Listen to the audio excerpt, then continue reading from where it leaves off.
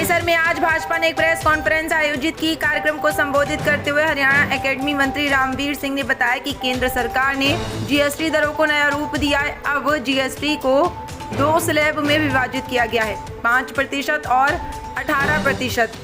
मंत्री ने कहा कि इस फैसले से हर वर्ग को लाभ पहुंचेगा। लगातार बढ़ती महंगाई के बीच आम लोगों को रोजमर्रा का सामान खरीदने में आ रही दिक्कत को ध्यान में रखते हुए प्रधानमंत्री नरेंद्र मोदी ने ये बड़ा कदम उठाया है।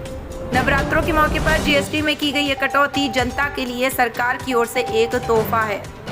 उस समय हालात ऐसे थे जब देखा गया कि इसमें थोड़ी ज्यादा पैसे आ रहे हैं तो सरकार ने ये महसूस किया कि आम जन को फायदा दिया जाए। पहले टैक्स लगता था देश और प्रदेश का, उसमें बहुत कमियां भी थी। कई रूपों में टैक्स लगता था, एक जगह नहीं लगता था, बहुत जगह लगता था।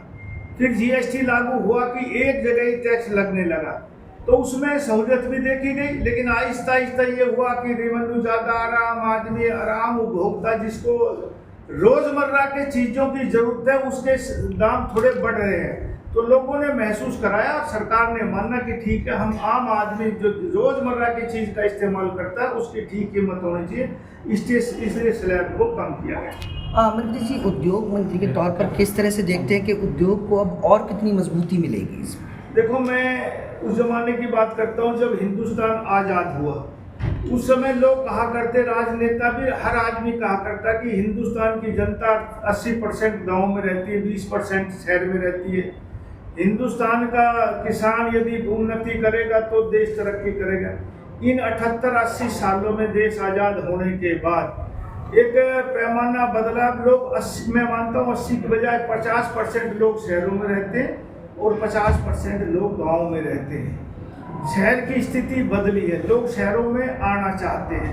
एक ज़माना था जब हमारे लोगों को खाने का अनाज नहीं मिलता था, हम ऑस्ट्रेलिया जैसे देश से, अमेरिका जैसे से खाने का भी मंगाते थे। हमारे किसानों ने बहुत मेहनत करी, हरित क्रांति करी और आज देश का किसान अपने देश के लोगों का पेट भरने में सक्षम है।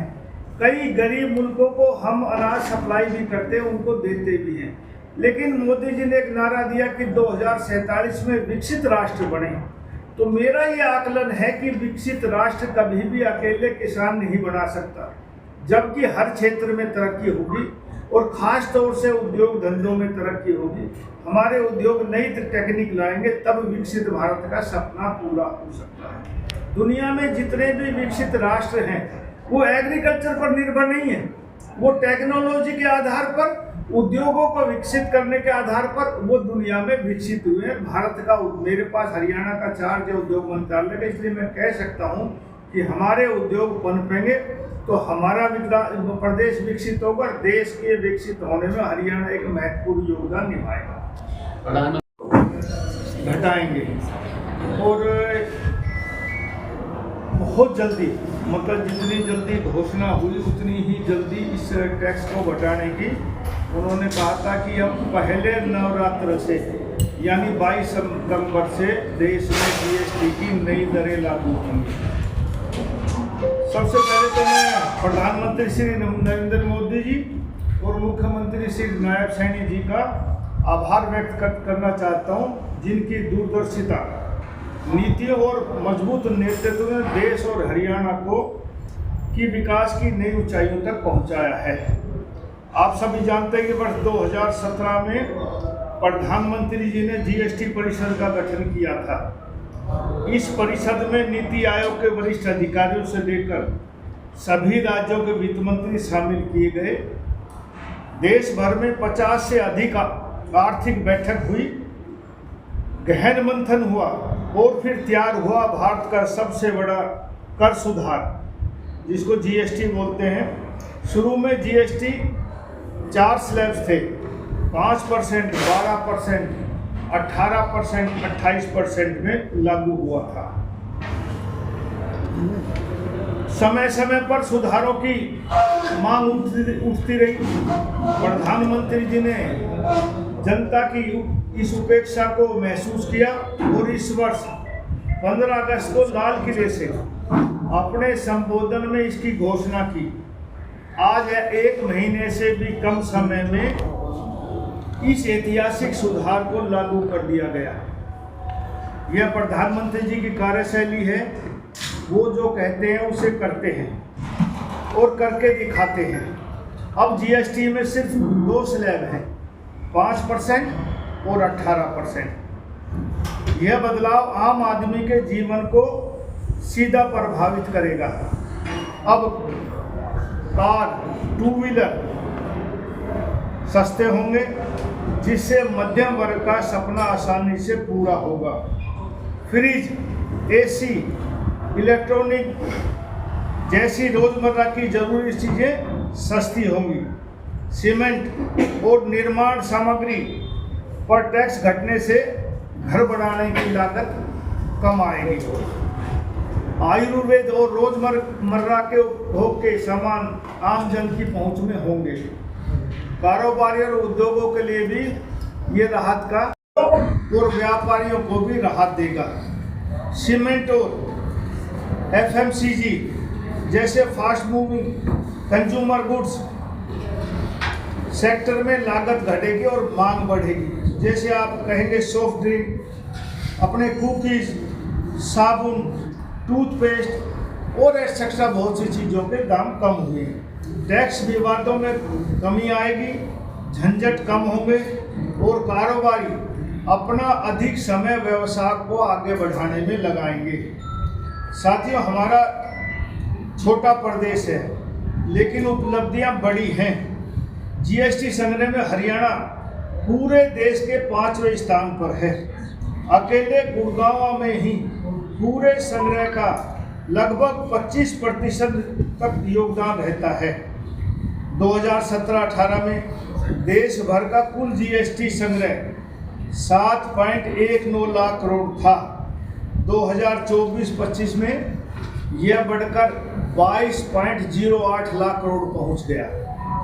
हरियाणा का शुद्ध एसजीएसटी संग्रह 2018-19 के 18,910 करोड़ से बढ़कर 2024-25 में 39,743 करोड़ हो गया है, यानी 110% की वृद्धि।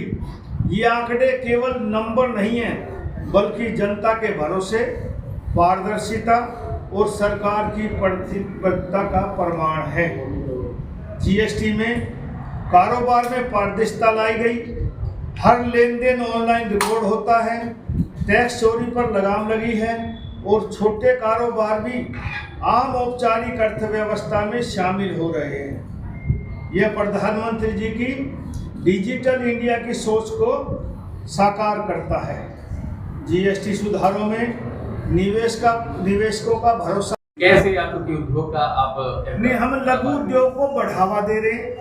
बहुत सी सब्सिडी इंसेंटिव दिए जा रहे हैं। आम लोगों से मैं कहता हूं कि जो हम एक नई पॉलिसी, तकरीबन मैं कोशिश करूंगा कि 1 नवंबर तक नई औद्योगिक पॉलिसी लागू हो जाए। उसमें बहुत सी रिबेट, बहुत सा इंसेंटिव लघु उद्योगों को दिया जाएगा। हर नौजवान जो नौकरी करना चाहता है वो अपना व्यवसाय करे ताकि हमारे यहाँ अच्छे प्रोडक्ट बन सके। और स्वदेशी का यही नारा है कि हमारे जो नौजवान हैं वो अपनी पैदावार करें। जिन्होंने पिछले 10-15 सालों में स्टार्टअप चालू किए हैं वो आज देश के आर्थिक रूप में बहुत बड़ा योगदान दे रहे हैं। आज वे बहुत विकसित हो चुके हैं। तो मेरा मानना है कि आम आदमी जो नौकरी के लिए अपने इधर उधर घूमता है वो अपना स्टार्टअप लगाए, उद्योगों से सहायता ले। सरकार हर प्रकार की मदद करेगी और नई जो नीति आएगी उसमें हर नौजवान को काम करेगा। नुकसान का सामना करना पड़ रहा है फिलहाल, क्या सरकार सोच रही है उनको मदद करने के लिए, उनकी सहायता करने के लिए? देखो, अकेला एक देश अमेरिका ही नहीं जो हमारे उत्पादन को खरीदता है। नहीं, जब एक रास्ता बंद होता तो कई रास्ते कुदरत खोलती है। तो बहुत से ऐसे दुनिया में देश है। अमेरिका की तो आबादी बहुत कम है। हम तो तकरीबन 7-8 अरब आदमी हैं दुनिया में। तो अमेरिका की तो मेरे ख्याल से 30-35 करोड़ की आबादी है। और दुनिया में रास्ते खुलेंगे। जब हम एक अच्छा प्रोडक्ट तैयार करेंगे तो दुनिया हमारी मांग करेगी। हम प्रार्थना भी करते हैं लोगों से। माननीय मोदी जी ने भी कहा है कि आप स्वदेशी खरीदो। और जब हम अपने ही उत्पाद को भेज देंगे तो हमारे ही 140-45 करोड़ लोग देश में हैं। हम जितना पैदा करते हैं यदि हमारे लोग ही अपना खरीदने लग जाएं तो मेरा आकलन है कि हमें एक्सपोर्ट की कम जरूरत पड़ेगी। और एक्सपोर्ट भी जो करेंगे अच्छा उत्पादन करके अच्छी किस्म के लोग हम पैदा करेंगे हम सामान, तो हमारी दुनिया के अच्छे मुल्कों में हमारी पहचान होगी, हमारा माल बिकेगा। ठीक।